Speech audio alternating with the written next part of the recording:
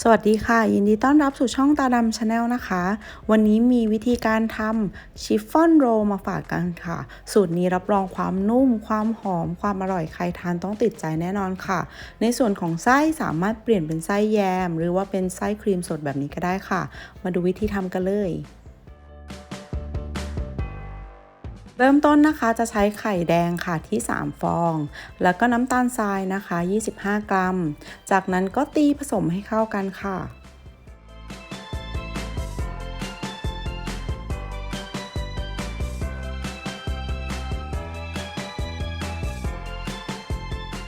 ตามด้วยน้ำมันพืชนะคะที่50กรัม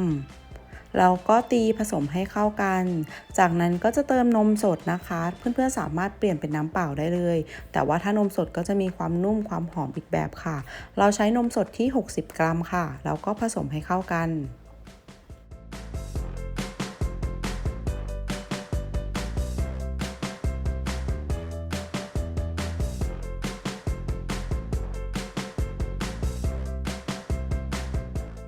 จากนั้นวันนี้เราจะเป็นกลิ่นใบเตยนะคะก็ใส่สีเขียวเพิ่มเข้าไปค่ะประมาณ 4-5 หยดแล้วก็เติมกลิ่นใบเตยลงไปนะคะแต่เพื่อนๆมีใบเตยสดสามารถใช้เป็นน้ำใบเตยแทนนมสดได้ค่ะ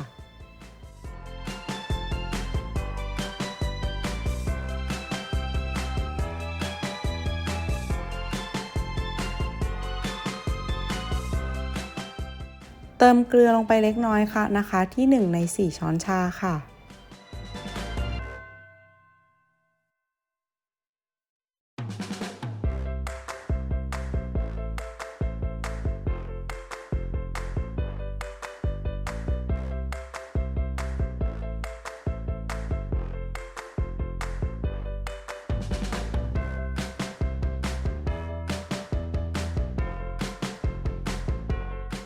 ต่อมาเราจะมาร่อนแป้งเค้กลงไปนะคะก็จะใช้ผงฟู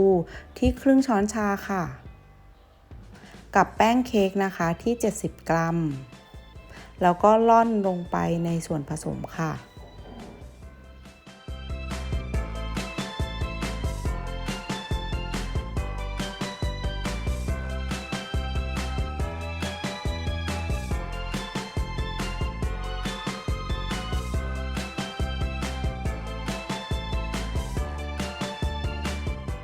จากนั้นก็ค่อยๆคนส่วนผสมนะคะให้เข้ากันค่ะเป็นเนื้อเดียวกัน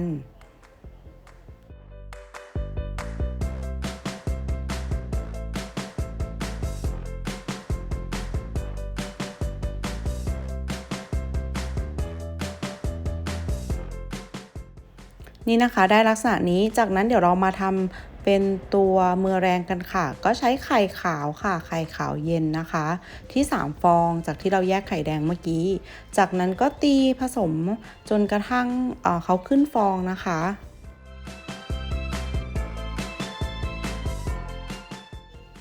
แล้วก็เริ่มทยอยใส่น้ำตาลนะคะที่50กรัมใส่สักประมาณ3รอบก็ได้ค่ะจนกระทั่งตัวน้ำตาลละลายแล้วก็ตัวของไข่ขาวเนี่ยขึ้นฟูเป็นตั้งยอดนะคะ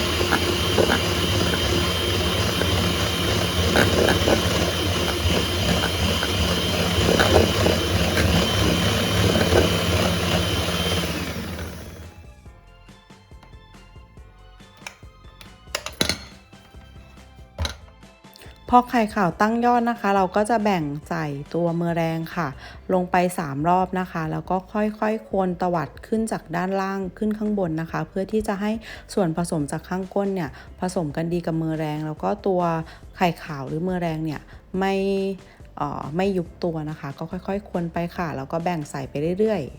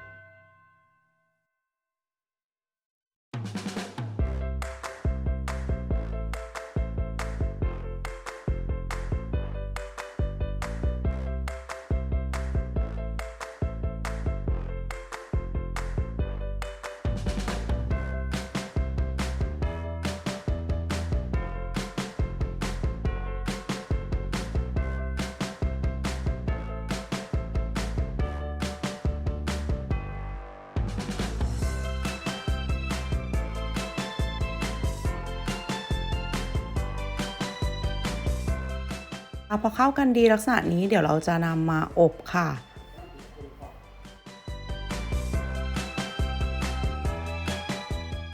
ในส่วนของถาดนะคะก็ขึ้นอยู่กับว่าเราชอบความหนาบางของชิฟฟ่อนแค่ไหนนะคะสำหรับวันนี้ใช้ถาดความกว้างความยาวที่9คูณ12 นิ้วค่ะแล้วเราก็จะนำเอากระดาษรองอบนะคะรองไว้ข้างใต้ค่ะแล้วก็เทตัวชิฟฟ่อนเค้กของเราเนี่ยลงไปเลย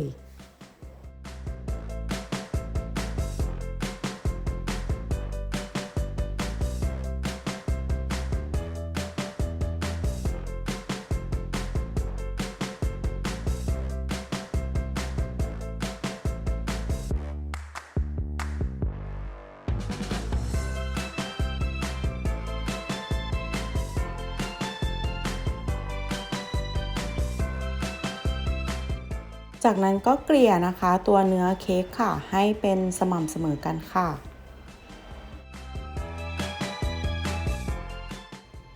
นี่นะคะเรียบร้อยจากนั้นเราจะนำเข้าอบค่ะที่อุณหภูมิ170องศาเซลเซียสเป็นเวลา 12-15 นาทีนะคะ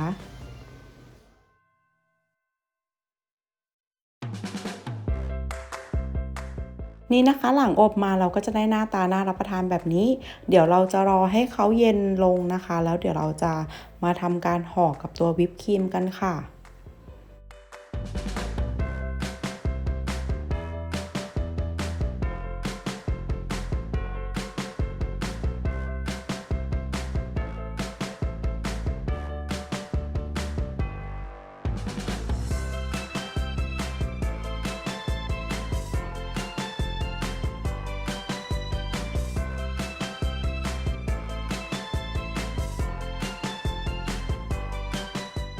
ตอนต่อไปเรามาทำวิปครีมกันนะคะก็ตีวิปครีมจนกระทั่งเขาขึ้นฟูแล้วก็เป็นเนื้อเนียนนะคะแล้วเดี๋ยวเราจะนำมาทาที่ตัวชิฟฟ่อนเค้กค่ะหรือเพื่อนๆสามารถเปลี่ยนเป็นแยมสตรอเบอรี่แยมผลไม้อื่นๆหรือว่าช็อกโกแลตได้เลยนะคะ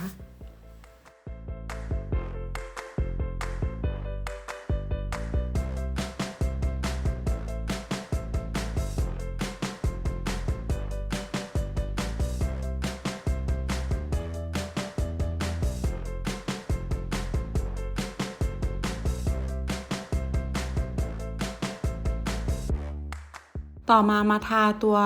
วิปครีมนะคะลงบนตัวชิฟฟ่อนเค้กค่ะ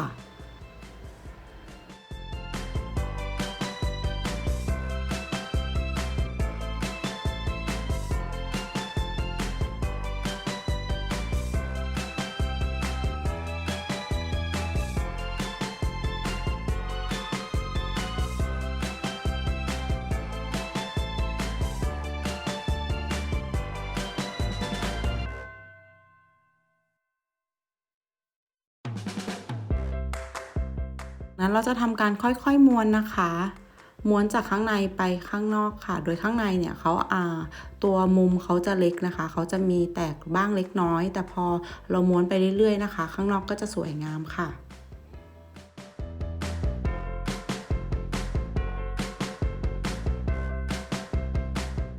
จากนั้นเราก็จะทำการห่อตัวโรลนะคะที่เราโรลไว้แล้วเราก็แช่เย็นก่อนนะคะเพื่อที่ให้เขาเซตตัวจากนั้นเราค่อยมาหั่นค่ะ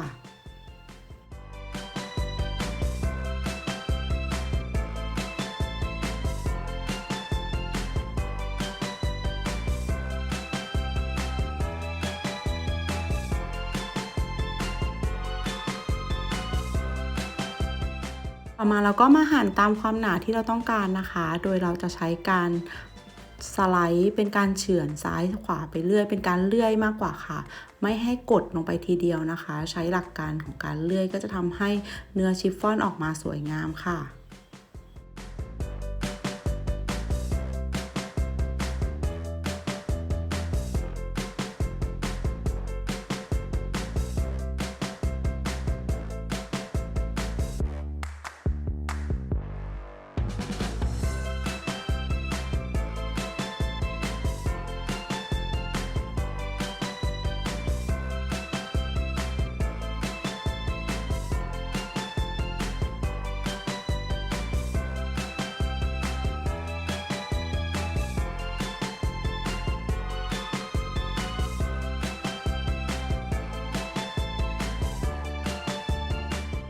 นี่นะคะเสร็จเรียบร้อยแล้วค่ะสำหรับชิฟฟ่อนโรลของเรา